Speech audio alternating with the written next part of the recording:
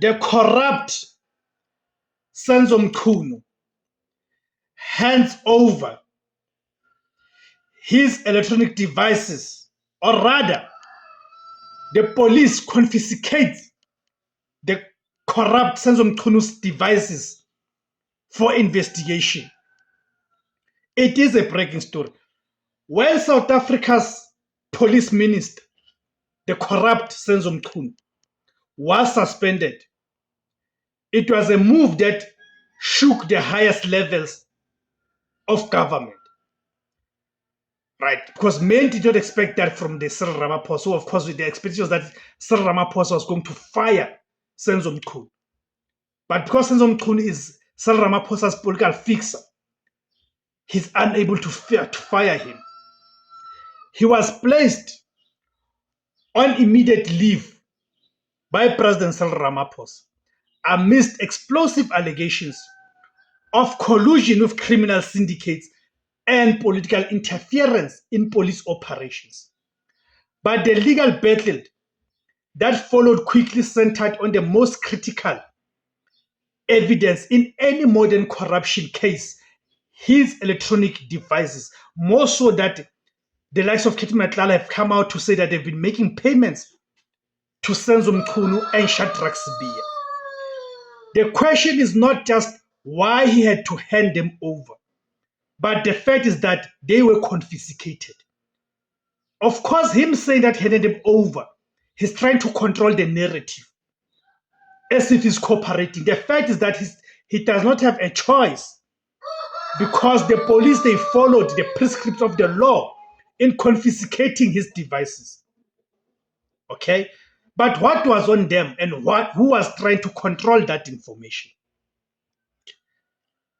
Senzo Mchunu's suspension followed shocking claims made by the KwaZulu-Natal Police Commissioner, Lieutenant General Nhlanhla Mkhwanazi.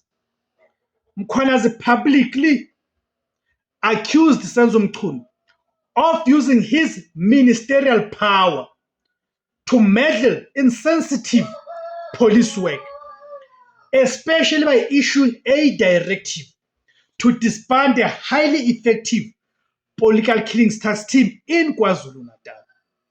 The core accusation is that his interference was designed to protect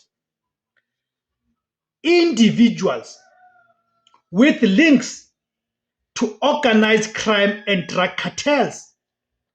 The president responded by establishing the Madlanga Commission of Inquiry, and then Parliament, the National Assembly, responded by establishing an ad hoc committee to investigate these claims made by Lieutenant General Nhlanhla Mkhwanazi. The drama surrounding Senzo Mchunu's electronic devices, his mobile phones, laptop, and the tablet, is a crucial turning point. While the official investigation requires access to these devices for forensic analysis, the circumstances of their seizure were immediately contested. Senzo Mchunu's chief of staff, that useless Nkabinde fellow, alleged that National Police Commissioner General Fanny Masemola ordered a raid to seize those devices.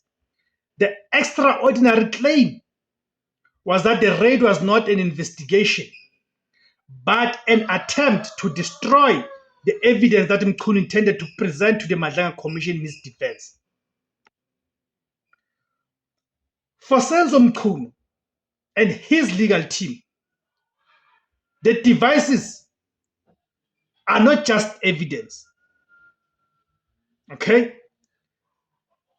They present an opportunity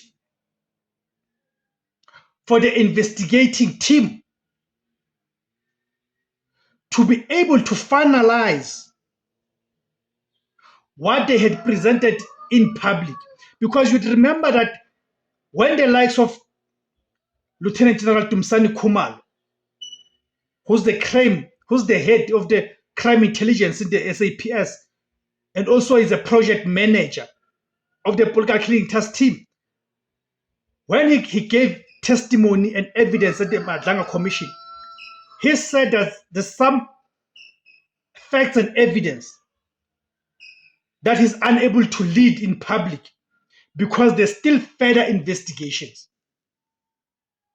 So those further investigations, they talk to, among other things, getting hold of these devices. So Senzo Mchunu's so-called public handing over of the devices, although we know that it's a confiscation by the police and correctly so, right? Either voluntary or under warrant represents a commitment by those investigating Mchunu to a legal process, regardless of the controversy surrounding the seizure.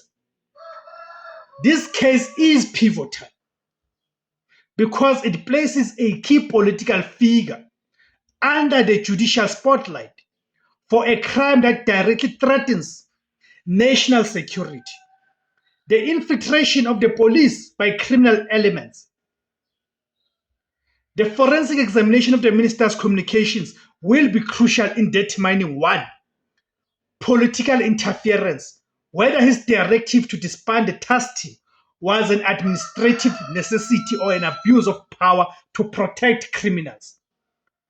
Two, corruption, whether his devices contain any evidence of contact or financial links to criminal figures as alleged.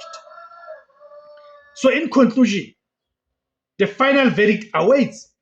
The saga of the suspended corrupt police minister and his electronic devices is a stark reflection of South Africa's ongoing battle against high-level corruption.